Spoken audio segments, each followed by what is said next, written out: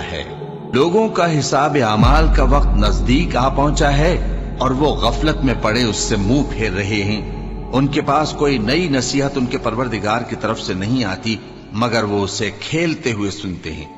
ان کے دل غفلت میں پڑے ہوئے ہیں اور ظالم لوگ آپس میں چپکے باتیں کرتے ہیں کہ یہ شخص کچھ بھی نہیں مگر تمہارے جیسا آدمی ہے، تو تم آنکھوں دیکھے جادو کی لپیٹ میں کیوں آتے ہو؟